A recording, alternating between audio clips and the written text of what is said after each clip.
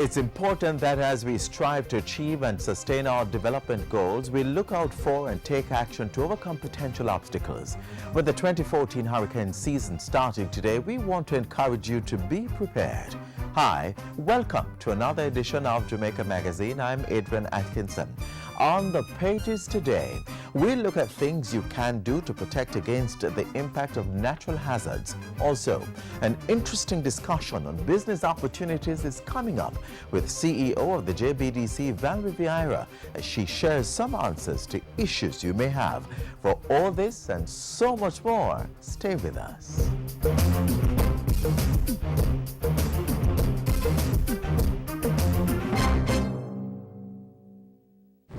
Hurricanes can strike at any time. In the event of one, be prepared to act quickly.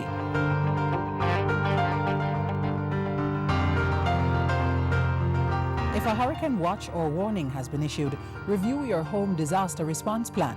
Map out likely routes to evacuate if your home is at risk and confirm with relatives or friends you plan to stay with. Also, confirm the location of the nearest shelter. Check your emergency supplies and restock if necessary. Remember, disasters do happen, so be prepared. The El Nino effect is expected to suppress the number of hurricanes that's likely to occur this year, but we still can't afford to be caught unprepared. As the hurricane season approaches, I have a question. How's the state of your roof?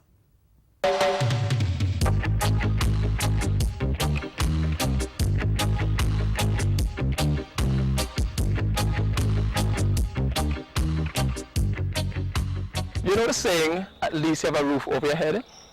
You use that to reassure yourself that no matter how bad things are, you're safe. At least you have your house. But every year we can expect some powerful hurricanes to head for the Caribbean. And those of you who have lived through a destructive hurricane Know that having a roof over your head depends on how it was put on. Now let's look at that timber frame roof and see what happens. in a hurricane, winds spin around across the roof, creating a suction force, pulling upwards. At the same time, inside a locked house, pressure builds up, pushing upwards against the roof and sideways against the walls. Winds also get under the eaves and batter the edges of your roof. Unless a roof is properly anchored and has enough pitch or slope, hurricane force winds are likely to leave you exposed to the elements and running for cover. Prevention is better than cure. Replacing a roof can be a very expensive exercise. So how should your roof be attached to the walls of your building? First, let's look at the elements of a timber frame roof. The wall plate is the lumber that sits on the top of the walls. Attached to the wall plate are the rafters. Rafters slant up and are attached to the ridge board that runs the length of the roof. Lats run horizontally or across the rafters. And finally, the sarking or the roof sheeting is secured to the lats. Those are the main components of a timber frame roof. Now, let's look at how each element is attached to the other to create a strong hurricane-resistant roof. First, the wall plate must be firmly attached to the walls. Bolts must be sunk at least 5 inches into the concrete belt beam at the top of the wall. Bolts should be placed about 4 feet apart with several inches protruding. This allows the wall plate to be placed over the bolts and firmly secured using washers. The common practice is to use bent steel from the blockwork to fasten the wall plate. But experience has shown that hurricane winds can straighten the steel and lift the plate off the wall, taking an entire roof section with it. Bolts, or the use of metal straps over the wall plate, and the secure to the wall are the strongest methods of securing the plate. Use the longest possible lengths of timber everywhere in the roof frame. Every joint in the timber work presents a weak spot. Next are the rafters. These are the weak links in many roofs that appear to be strong. Rafters are usually attached to the wall plate using diagonal nails. But without these hurricane straps, winds will loosen the nails, remove the rafters from the wall plate, and there goes your roof. Install hurricane straps from every rafter to the wall plate. Straps may be nailed, but in all cases, screws are the strongest option. Having the proper pitch to your roof is also important. This reduces the wind pressure on the rafters.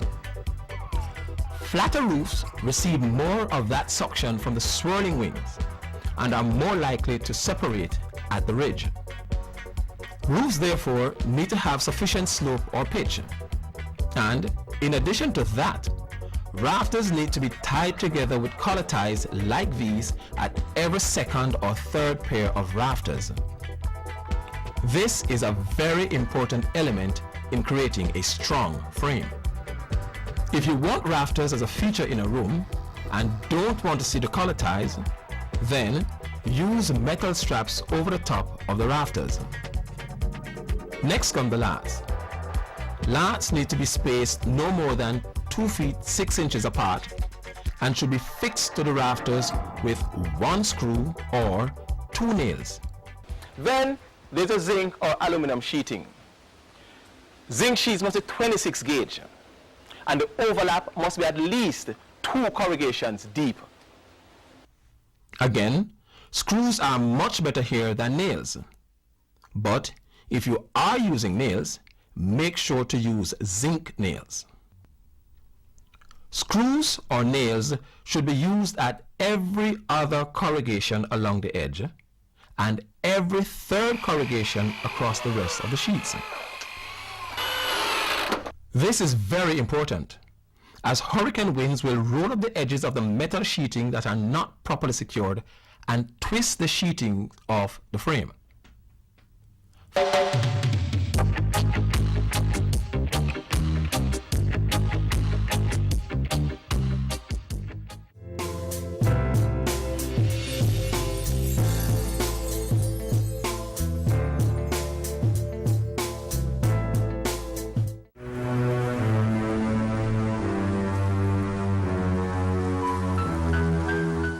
That can easily change if we allow the cutting of trees, forest fires, animal grazing, crop cultivation, or improper dwellings to destroy our forest reserves. Help preserve Jamaica's flora and fauna.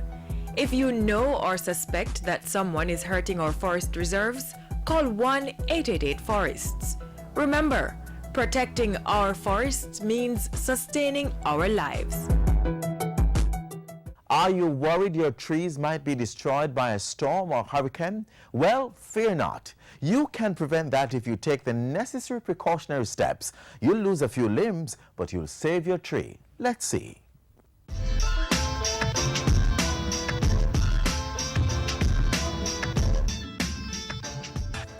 Pruning will not only save the trees from wind damage, it improves production and makes harvesting much easier.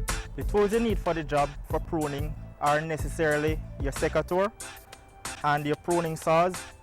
Other mechanical tools might include your telescopic pole pruners, like what we have here. This pole pruner has the ability to extend to approximately 13 feet. Before you cut the tree, one of the things you need to do is to assess the whole tree.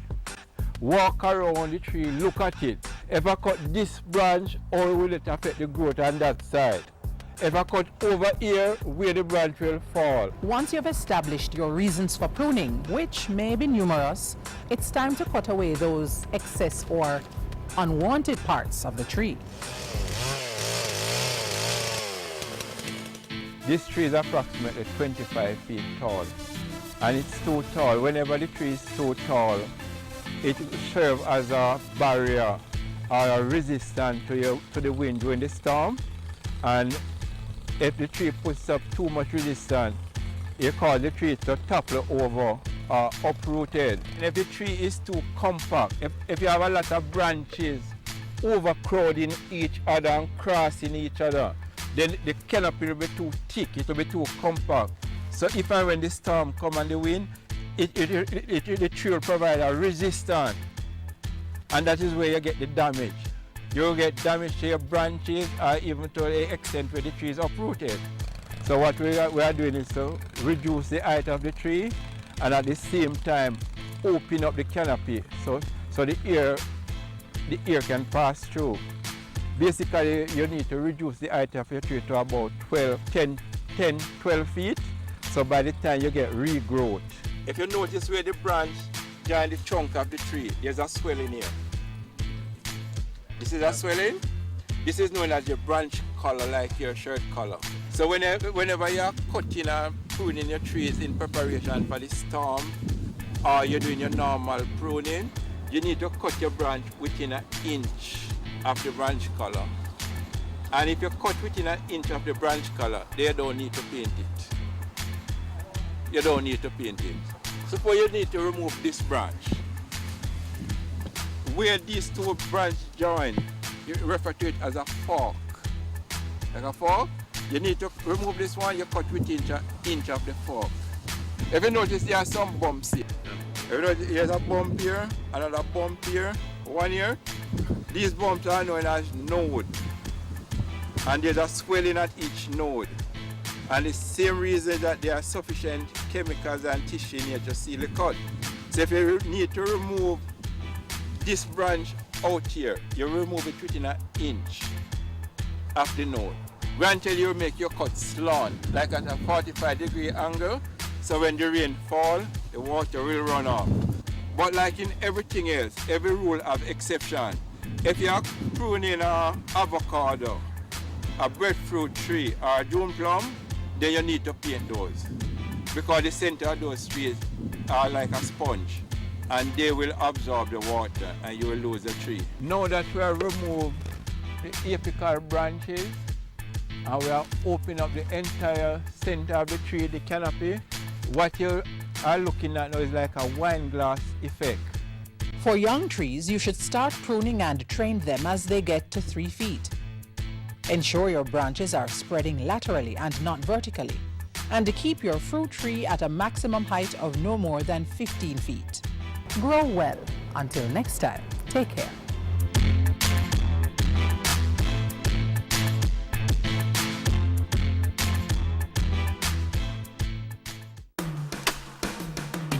Bamboo growers, companies involved in the manufacturing of bamboo products. Get registered with the Bureau of Standards Jamaica. The BSJ is a member of the International Network for Bamboo and Rattan, and the government of Jamaica wants to develop a standard-led bamboo industry that could lead to job creation and economic growth. Companies, your products could be stamped with the regionally recognized Jamaica Made Mark certification and the National Certification Mark. Get registered and receive quality training and international certification. For more information, call the Bureau's Special Projects Department at 926-3140 or visit the BSJ at 6 Winchester Road, Kingston 10. A strategic priority of the government is to have economic growth and development with job creation. The small and micro business enterprise sector plays an important role in this. And the JPDC's CEO joins us now to share some exciting investment opportunities you could pursue. She also talks about how the agency can help you develop a successful business operation.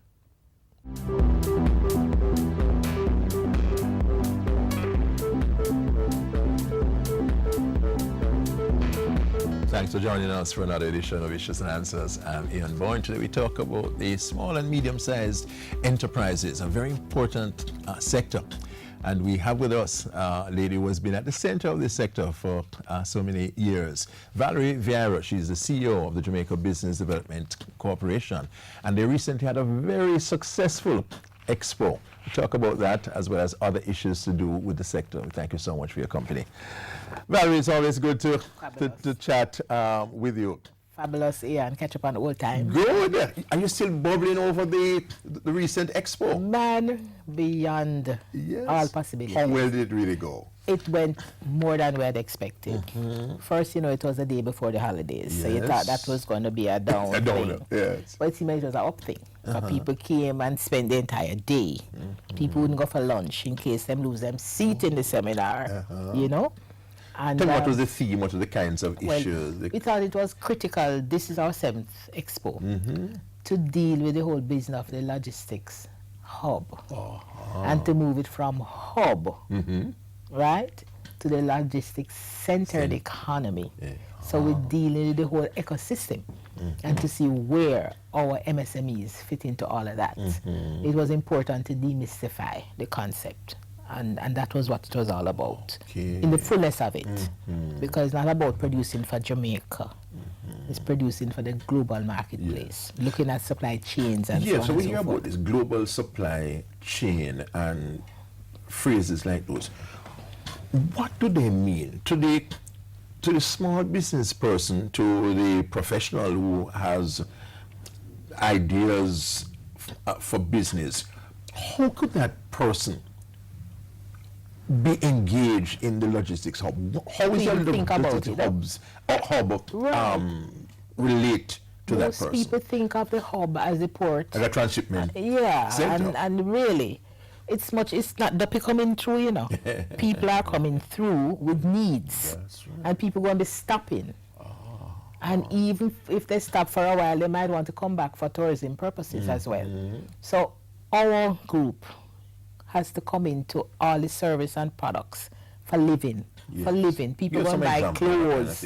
People going to want to buy clothes. People want entertainment. Those who are going to be here going to need housekeepers. They're going to need schools for the children, caregivers, all the services, spa treatment. And they want real Jamaican authentic food, gift and craft. There's all that possibility. Opportunity. Yes, it's a big ecosystem. So this is what the point of the expo was. The main objective, demystify. Those who are going to be into production, for them to start understanding about the special economic zones and the policies that are being developed, how you're going to operate there, what are the regulations, what are the possibilities. And to talk about a container coming, say for instance with television sets, for distribution to Latin America, for instance. Yes. It comes in bulk, because it's cheaper to do that from the distance, say from whichever, China. So it's not assembled, yes. It's not. When it comes here, there are many processes, services that can be provided. The labels need to be in another language, possibility. Yes. Repackaging for onward shipment in smaller batches to X place and X place and X place. So there are opportunities there. There are many opportunities. Yes. But you see, we have heard about the hub just in terms of plane and ship. Yes. Transshipment. Yes. And we don't think in terms of the production, in terms of the whole services. Ecosystem. The ecosystem. And I always ensure that the M, the first M, the micro, because now we have seen that they can participate. It's how you do it, the methodology. We talk about clustering. So 10 people might be able to come together, 10 producers. And they enter the market like a small or a medium-sized company. So JBDC is mandated to prepare them for that eventuality. You know, so it is important for them to see themselves as part of it. It's a new business model, for Jamaica. When we come back from the break, we talk about that business model, the logistics hub, and how it relates to you when we come back from a short break.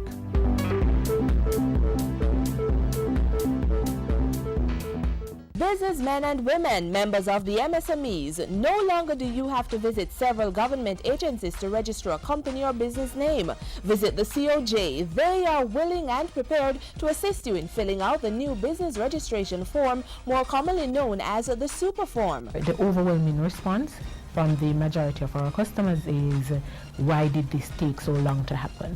There are persons who actually waited until January 2nd to come here to do their business because they wanted to avoid going to multiple government departments. Click on ocrjamaica.com for more details.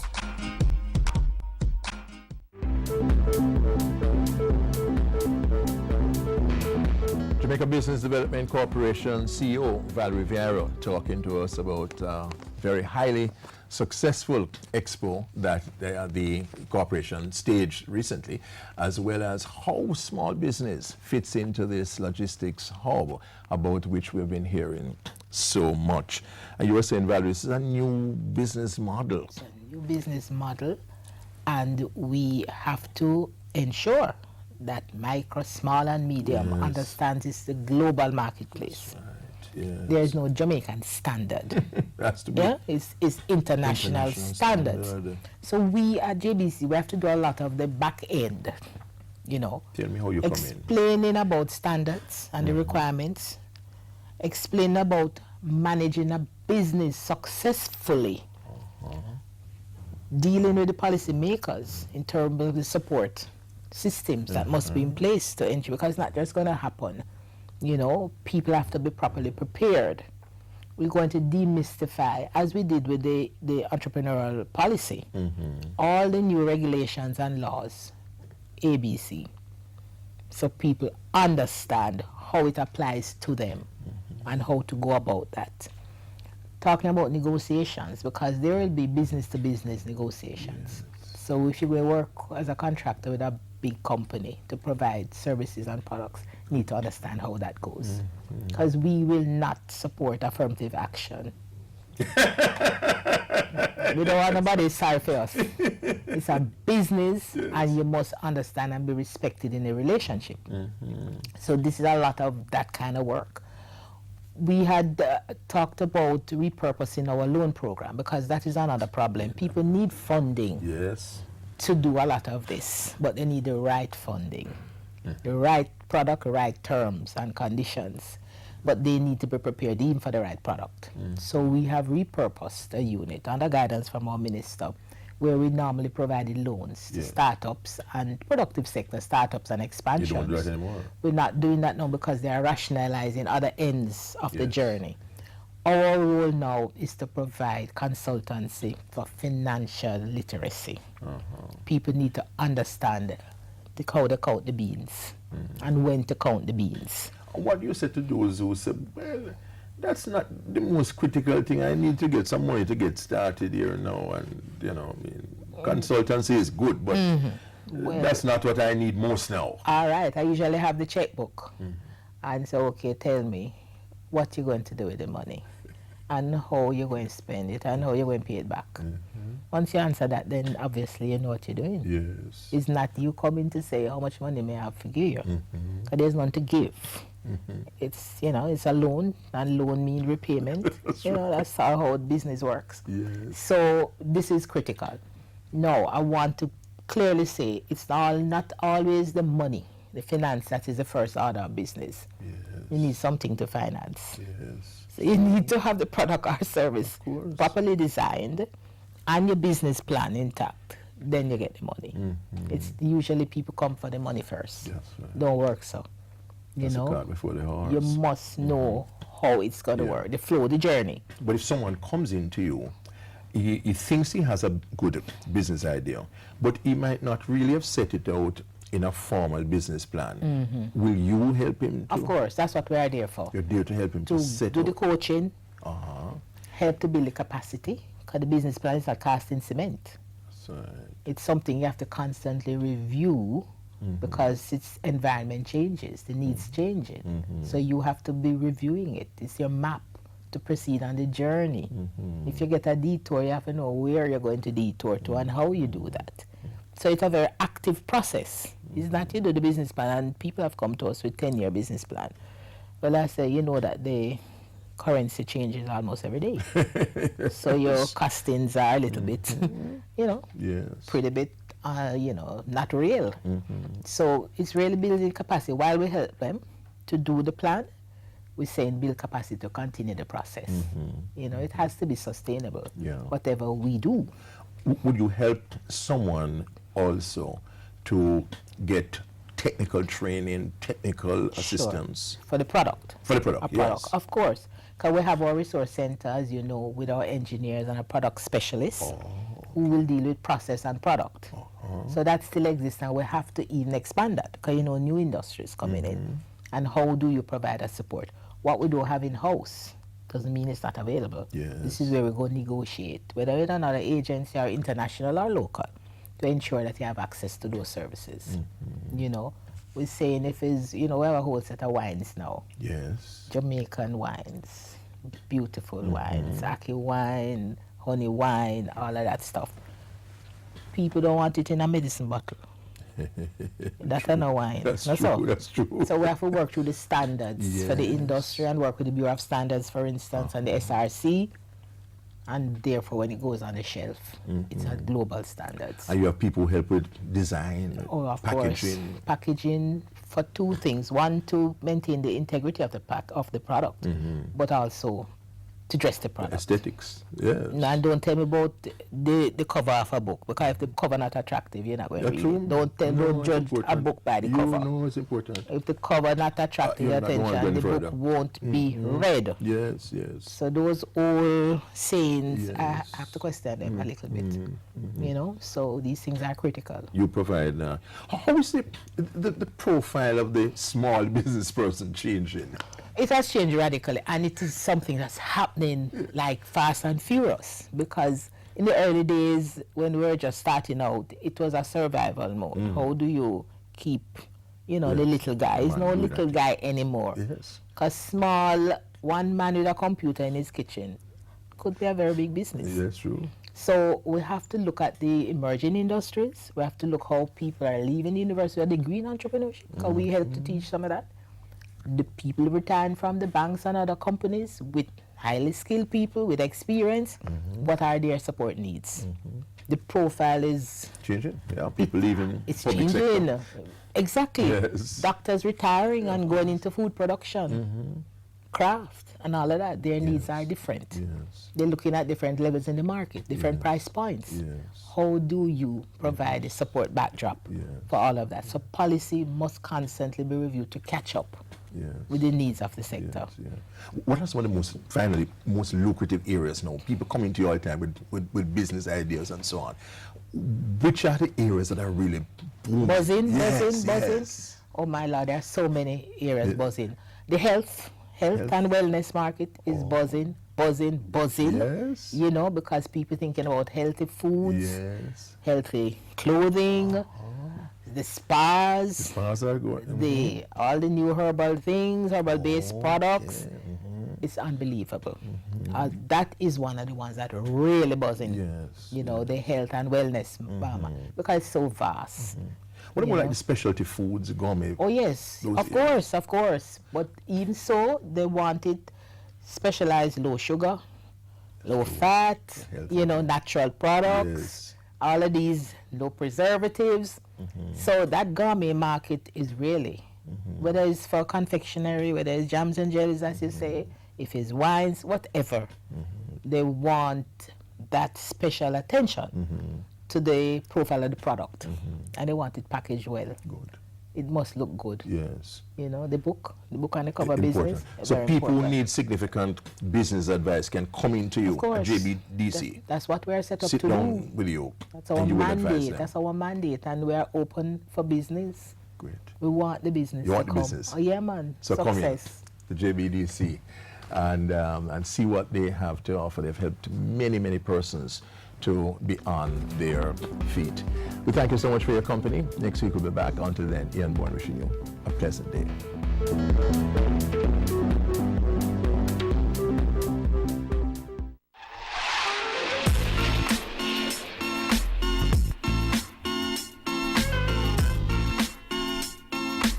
That's all for this edition of Jamaica Magazine. Thanks for watching. Continue to keep in touch with us via our website, jis.gov.jm.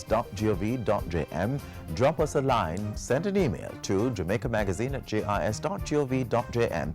You may also follow us on Twitter at JIS News. On behalf of the entire team here at the JIS, I'm Adrian Atkinson, wishing you a productive week.